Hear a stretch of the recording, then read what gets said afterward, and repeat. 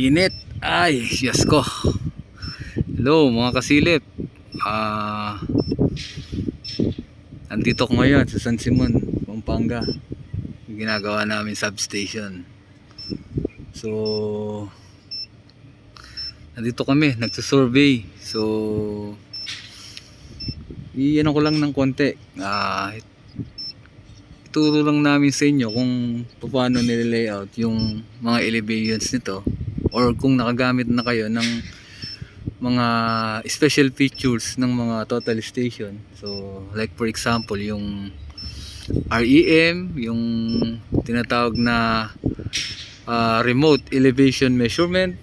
Then pangalawa yung MLM, yung missing line measurement. And pangatlo yung point to line. So yun ang kagandahan ng total station, kasi meron siya mga features na gano'n na makakatulong sa atin sa pag-layout. So siguro mas maganda kung a-actualin natin para at least makita nyo din in actual. So sige, subukan natin. Ay,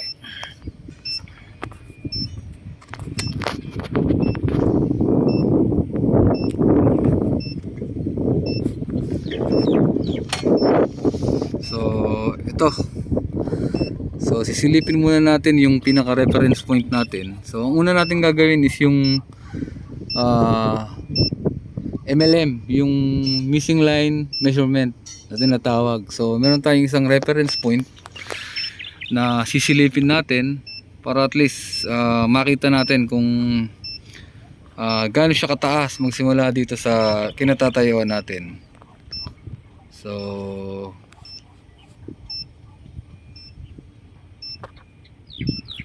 ayun, so kung makikita nyo yung malapit sa may backhoe na yun, yun yung reference natin. Siguro nasa pader yun eh. So elevation 6.6. So ang elevation kasi natin is around 8 meters. So pinaka reference natin is 6.6. So sige, punta na tayo dito sa total station. So kung makikita nyo naman yung total station, ito medyo tumutunog-tunog. So siguro punta tayo dito sa menu. So yung una gagawin natin is yung pipindutin natin is yung F2. So yan, makikita natin dyan. Siguro medyo hindi nyo makita kasi medyo malabo yung ano. So kailangan natin ng medyo maliwanag na total station. Ayan, so makikita nyo na dyan. So yung program, REM, MLM, area, say coordinates. So maraming mga function ito, hindi lang ito. So pag pinindot natin yung scroll down, yung point to line, yung road, yung layout, yung resection, yung basta itong program na to is makakatulong sa atin para magamit natin. Pero ang unang ipapakita ko sa inyo yung MLM, so yung missing line measurement. So pindutin lang natin yung F2 para pumunta tayo sa MLM. So makikita mo yung select file. So yung file name nya is 4S. So ibig sabihin San Simon Substation. Yun ang ibig sabihin ng 4S. So punta na tayo dito sa enter para makita na natin yung gagawin natin. So makikita nyo dyan, may makikita kayong ML1, A-B, saka A-C. So yung pangalawa naman, yung ML2, A-B, B-C. So pwede namang gamitin yan parehas, pero most of the time hindi naman siya parehas na ginagamit. Pero yung unang gagamitin natin, yung F1, yung ML1, A-B, saka A-C. So ibig sabihin yan, so yung A, ayun yun, yung reference. So ito yung B. So ibig sabihin, yung elevation natin doon, pwede natin ngayon siyang ipasa dito sa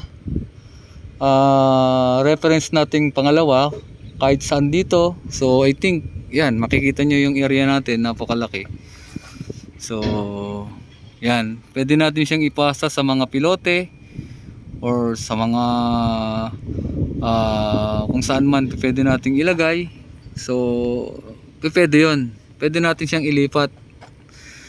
So ngayon ang pinaka reference kasi natin is 6.6. so gagamitin natin yung MLM1, yung pinaka useful na ginagamit. So ito yun, so click natin yung F1. So may makikita kayo dito na sabi niya step 1. So ibig sabihin nung step 1, so yun yung i-read natin.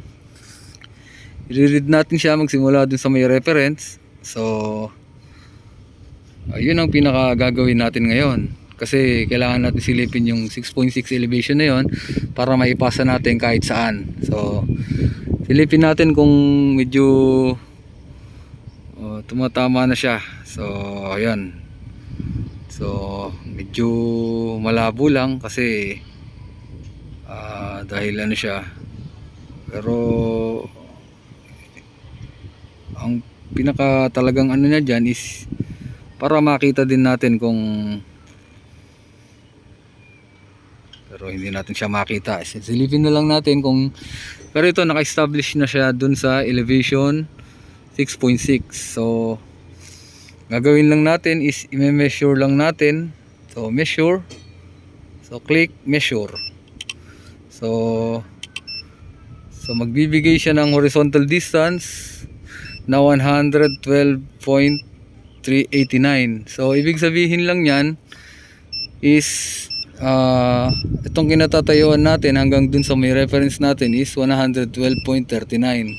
okay, so pindutin natin yung set. So ngayon yung step 2 naman na sinasabi dyan, ito step 2, yan na ngayon yung paglilipatan mo ng 6.6 elevation. So pwede natin siyang ipasa kahit saang area, pwede sa pilote, pwede sa mga foundation.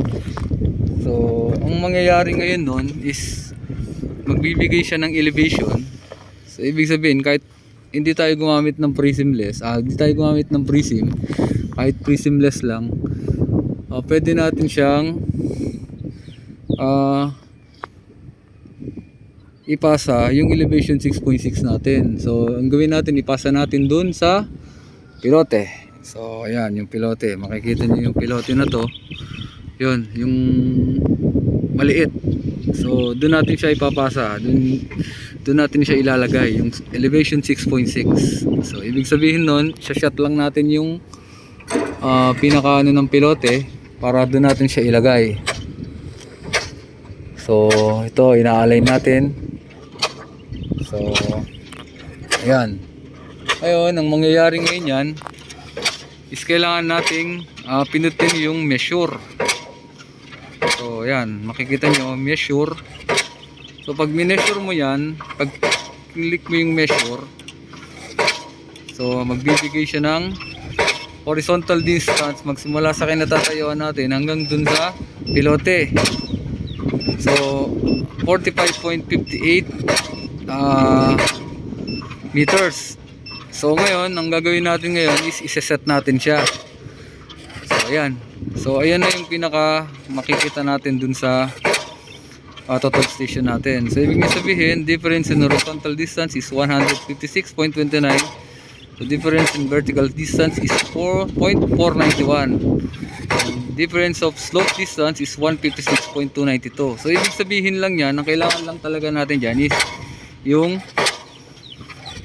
difference in vertical distance na ayan, ang lumitaw is 0.491. So ibig sabihin lang yan, kaya 0.491 ang lumitaw dyan is mataas tayo ng 0.491 dun sa elevation 6.6. So ibig sabihin lang nun, kung gusto natin makuha yung elevation 6.6, so kailangan lang natin siyang i-0-0. So yun ang ibig sabihin nun, kaya makikita nyo na 0.491. So ito makikita nyo, ginagamit lang naman pagka wala tayong prism or tamad tayo gumamit ng prism, pwede natin gamitin ito.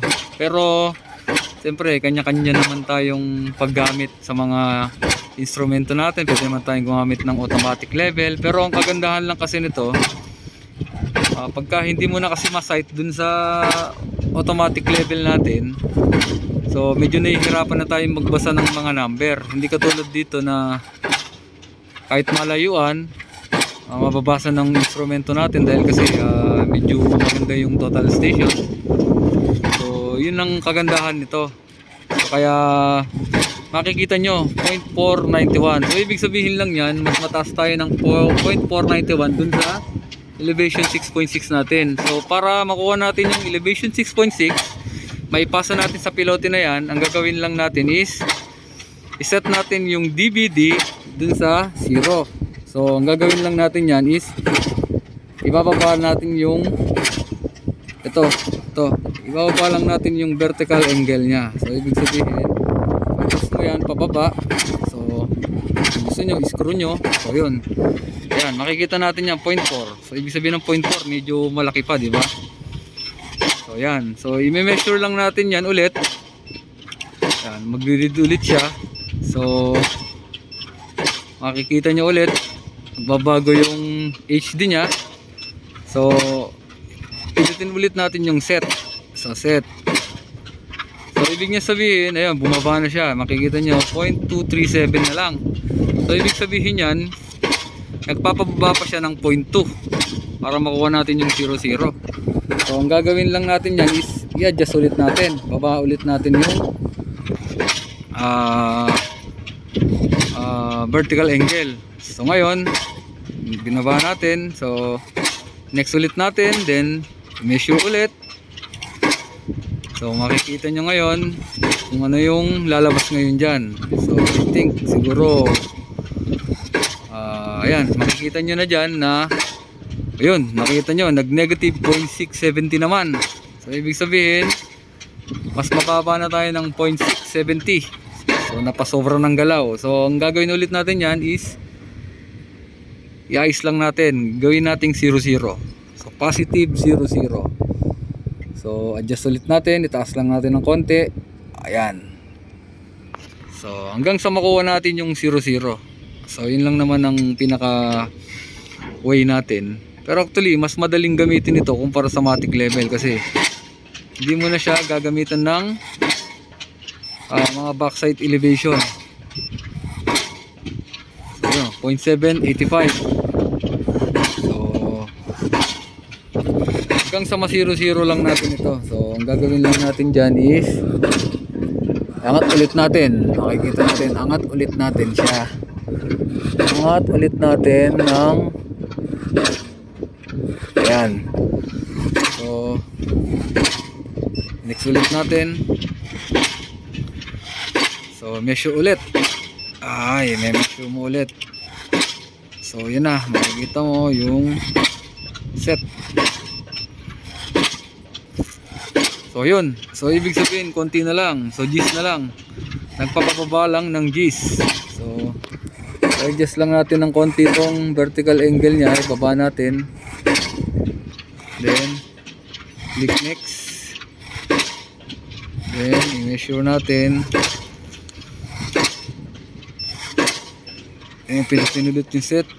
So yun, ayun, nakita nyo, so 0.05.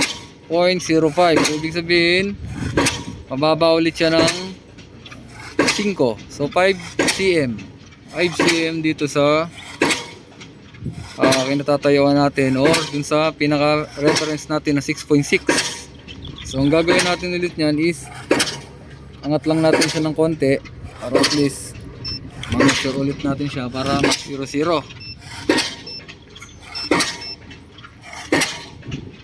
So yan ang lumitaw. So negative 0.037. So konti na lang, iangat lang natin siya ng 3 cm ulit. So ganun lang naman. Kaya lang kasi dito medyo so ayan, ayun, nakikita nyo halos 0.009. So ibig sabihin 9 milli na lang yung kailangan natin kunin para mag 0.0 siya. So ibig sabihin i-up lang natin, galawin ulit natin ng konting-konti na lang para mag 0-0. Gawin lang natin yung vertical angle ng 9 milli. So pilitin natin yung set. So ayan, makikita nyo. So 3 milli na lang, 3 milli. So konting galaw na lang, konting pihit na lang siguro. At wala. Ayan na. Okay. Ayan, so 2 milli. So konti na lang, 2 milli. So 2 milli, positive 2 milli. Ayan.